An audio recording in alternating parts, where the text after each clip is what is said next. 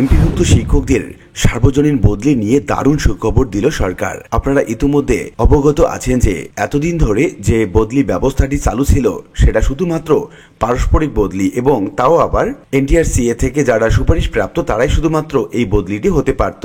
একদিকে যেমন শুধুমাত্র এনটিআরসি থেকে নিয়োগপ্রাপ্তরা আবেদন করতে পারত, অন্যদিকে শুধুমাত্র পারস্পরিক, অর্থাৎ একজনের পরিবর্তে আরেকজন যদি সম্মতি প্রদান করে কোনো একটি জায়গায় যাওয়ার জন্য, তো পারস্পরিকভাবে শুধুমাত্র বদলি হতে পারত। কিন্তু সরকার সার্বজনীন বদলি, অর্থাৎ যে কেউ যে কোনো প্রান্তে শূন্য পদ থাকা সাপেক্ষে সে বদলি হতে পারবে। তো এটা এমপিভুক্ত শিক্ষকদের জন্য একটি দারুণ সুখবর হতে চলেছে। কি বলছেন মূলত সরকার, এই সংক্রান্ত বিস্তারিত তথ্য জানাবো আজকে ভিডিওতে। প্রিয় ভিউয়ার্স, আজকে নতুন ভিডিওতে সবাইকে স্বাগত জানাচ্ছি। আপনি যদি আমার চ্যানেলে নতুন হয়ে থাকেন তাহলে এরকম গুরুত্বপূর্ণ ভিডিওর আপডেট পেতে চ্যানেলটি সাবস্ক্রাইব করে রাখুন। ভালো লাগলে লাইক কমেন্ট করুন, আর সম্পূর্ণ ধারণা পেতে পুরো ভিডিওটি না টেনে দেখুন। তাহলে শুরু করা যাক।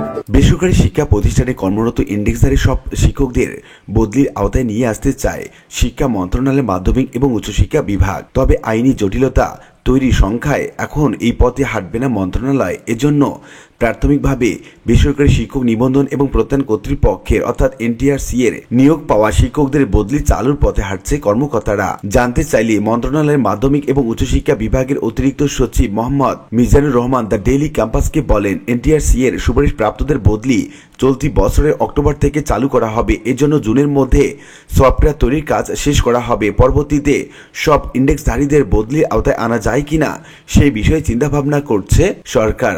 শিক্ষা মন্ত্রণালয়ের কর্মকর্তারা বলছেন, এনটিআরসি এর সুপারিশের বাইরে যারা নিয়োগ পেয়েছেন তাদের অধিকাংশই নিজ জেলা অথবা পাশের জেলায় চাকরি করছেন। বিজ্ঞপ্তি দেখে নিজেদের পছন্দ অনুযায়ী আবেদন করে কমিটির মাধ্যমে নিয়োগ পেয়েছেন। কমিটির মাধ্যমে নিয়োগপ্রাপ্তদের বদলি আওতায় আনা হলে আইনি জটিলতা তৈরি হতে পারে, সেজন্য আপাতত তাদের বদলির বাইরে রাখা হয়েছে।